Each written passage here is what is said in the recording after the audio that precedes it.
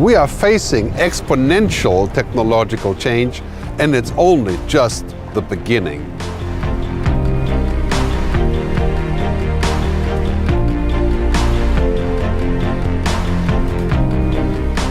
If you're a musician, publisher, or car maker, you know this too well.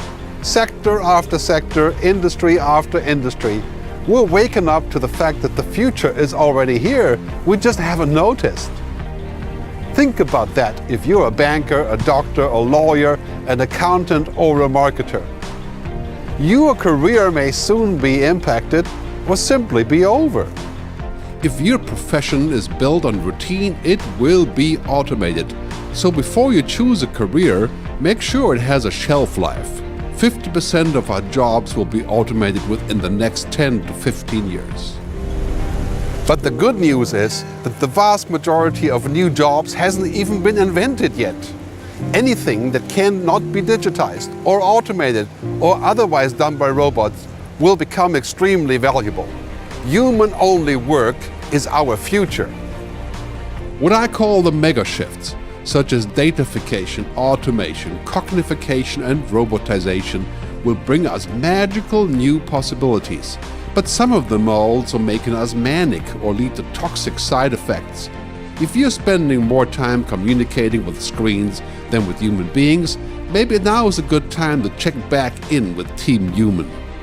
Soon that screen you'll love so much will be a bot that will sound and feel very much like a friend, your friend, making it even harder to turn off. Are you already overconnected or digitally obese? Has big tech made you a happier person or just a busier one? For all the magical algorithms that are changing our lives at every turn, there needs to be a human equivalent. What I call the androrhythms, the things that actually make us human. Compassion, ethics, mystery, design, morals, and values. You know, the most important things in life cannot really be expressed in zeros and ones, and human thinking isn't really computable, or is it? But within a decade or even sooner, we will reach the so-called singularity, the point in time when machines will equal and then surpass humans in brain power. By the time that happens, it may be too late to retain what actually made us human and to protect our humanity. Brain-computer interfaces, nanobots in our bloodstream, microchip implants, and soon human genome editing. Maybe we are the last unaltered generation of humans to inhabit this planet. Will it be possible to remain human as we currently define it?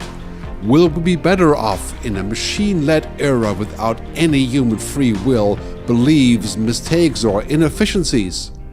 What would it mean for humanity to cohabit with an intelligence far greater than ours? How could we cope with our newfound irrelevance? Whatever challenges we face now with technology are nothing compared to what's coming down the pipe. Forget about emails and apps. There's a whole tsunami of voice and thought-controlled technologies already leaving Santa Claus's factory. You may have not written to him, but he knows your address. Technology is not good or bad, per se. It just is, until we apply it, of course. Silicon Valley has spent the last decade on building platforms whose endgame is digital addiction and utter dependency. Maybe now is a good time to have a conversation about digital ethics. Or should we wait until luxuries such as mystery, free will, and unrecorded thoughts are a distant memory? Technology is not our enemy. Technology is a useful servant, but it could also become a terrible master. Technology is a tool to be employed, not a purpose to employ us. How much of your humanness are you willing to surrender in order to tap into the convenience of those magical machines? The more we robotize our world, the less we govern ourselves. How much would you agree to be optimized, upgraded, and made infinitely more powerful and efficient? Would you rather be wired than fired? Are we destined to just merge with technology, to become one with the machines?